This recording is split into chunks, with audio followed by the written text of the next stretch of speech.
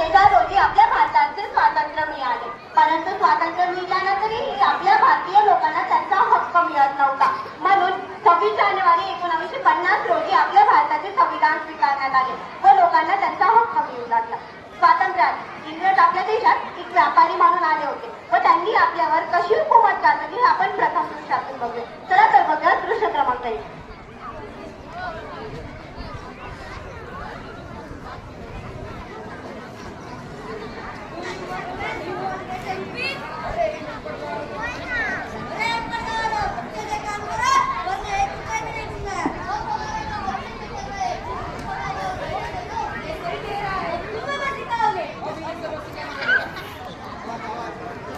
बघा ना मित्रांनो, आता तुम्ही बघितले इंग्रज आपल्यावरती कशी हुकूमत करायची. आपण काम करूनही आपल्याला मोबदल्याने एक करते. आपल्या भारतीय लोकांवरती अत्याचार करायचे हे आपण प्रथम दृष्ट्या बघितले. आता बघूया दृश्य क्रमांक 2. मध्ये बोल नको.